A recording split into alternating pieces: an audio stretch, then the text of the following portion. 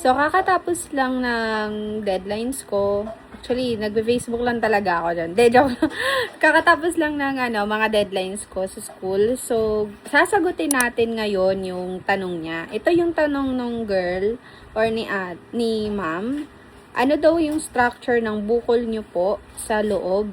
And ma'am, bakit nyo po pinatanggal nga cause po ng pain? Sana po mapansin nyo ako. Laking tulong po. So, yun, sasagutin natin siya.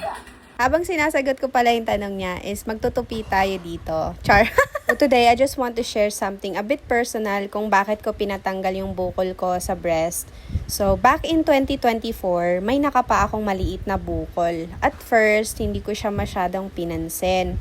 Pero syempre, as a mom, mas nagiging conscious ka sa health mo. So, I decided to have it checked. Yung OB ko, nirefer ako sa surgeon and doon nagsimula na yung series of tests like ultrasound to really see kung ano yung nangyayari sa loob. Doon nakita na hindi lang pala isa, may isang malaking bukol around 2 cm and then may mga maliliit pa. Sabi ng doktor, it was fibroadenoma which is usually benign.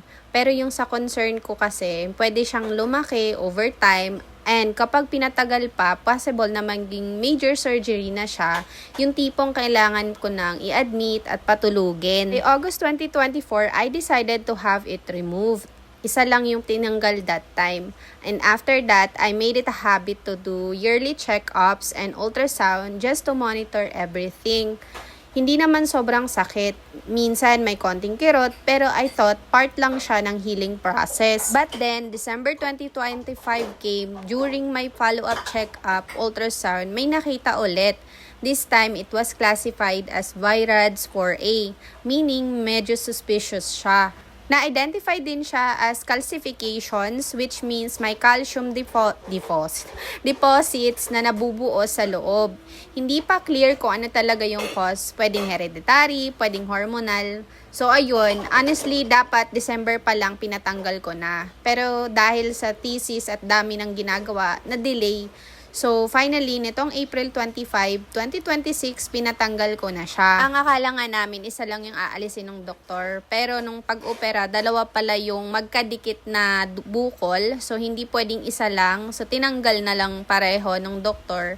Halos kasi umabot ng kalahating ruler yung size. Right now, I'm still waiting for the biopsy results. And of course, I'm praying and hoping na benign ulit siya just like last time. So, at this point, I'm sharing this not to scare anyone but to remind you, listen to your body. Magpa-check when something feels off or meron kayong na-feel na kakaiba sa katawan nyo. Kasi nga, early detection really makes a difference. So, mahirap na kung kailan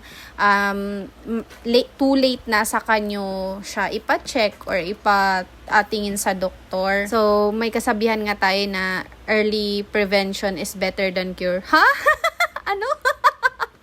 And as a mom din, important kasi sa akin na maging healthy, not just for myself, but for also sa family ko. Kasi syempre may umaasa sa akin. So, ayun lang. Thank you for listening. And I hope na din kayo, na bigyan ko kayo ng tips. I mean, na-share ko sa inyo yung POV ko kung bakit ako nagkaroon nito. And I hope din na nasagot ko yung tanong ni ma'am. Then, ayun nga pala, pagkatapos din pala ng pagtutupi ko, kahapon kasi yung video na to. And naglakad kami ng asawa ko. So, twice na akong naglakad kasi mayroon na rin naman akong approval ng surgeon ko na mag-exercise. Light lang yung ginagawa ko. Naglalakad-lakad lang ako sa abot ng aking makakaya. So, yun lang. Thank you for watching. Bye!